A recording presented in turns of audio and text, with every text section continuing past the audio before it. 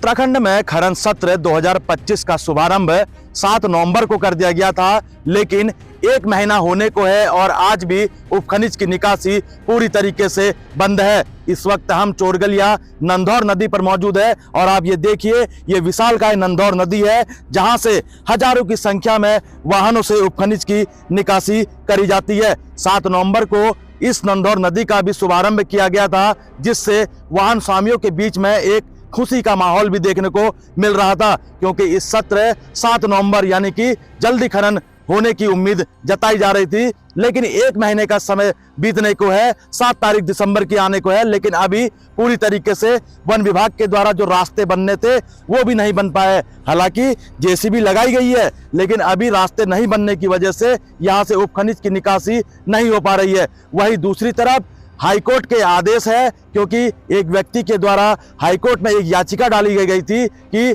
वाहन में जो वजन की क्षमता है उसी क्षमता के आधार पर उपखनिज की निकासी करी जाए, जिसके बाद हाईकोर्ट ने एक आदेश पारित किया है और वन विकास निगम के द्वारा इस आदेश का पालन करते हुए अपने सॉफ्टवेयर में जो आरसी के आधार पर जो वेट है उस वेट को अपडेट कर दिया गया है। ये भी कहीं ना कहीं एक वाहन स्वामियों के सामने एक बड़ी चिंता का विषय बना हुआ है, क्योंकि इससे पहले जो प्रभागीय लौंगिक यानी कि वन विकास के द्वारा 108 कुंटल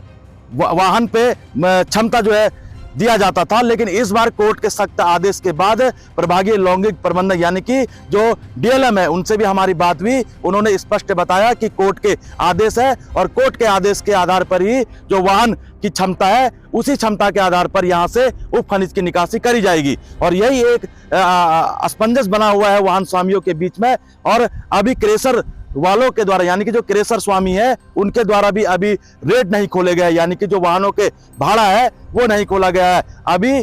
मंडी के द्वारा ये जब भाड़ा खोला जाता है तो सभी जो क्रेशर वाले हैं वो अपने अपने स्तर से जो वाहनों के भाड़े हैं वो कहीं ना कहीं तय करते हैं। फिलहाल जो 7 नवंबर को उद्घाटन हो जाता है सारे गेटों का यानी कि गौला और नंधौर नदी का, वो अभी 7 दिसंबर आने को है, लेकिन यहाँ पूरी तरीके से उपखनिज की निकासी जो है बंद है। ऐसे में वाहन स्वामियों और वाहन जो क्रेशर स्वामी है उनके बीच में भाड़े को लेकर क्या वार्तालाप होती है, क्या इनको भाड़ा मिलता है, किस प्रकार से 2025-26 का जो खनन सत्र है वो सुचारू किया जाता है, ये तो खैर आने वाला समय ही बताएगा। फिलहाल 7 नवंबर को सारे गेटों का शुभारंभ कर दिया जाता है और अब 7 दिसंबर आने को है। 1 महीना हो चुका है, लेकिन अभी नंधौर नदी में या गौला नदी में पूरी तरीके से खनन बंद है। राकेश जोशी, न्यूज़ 13 उत्तराखंड के साथ हल्द्वानी।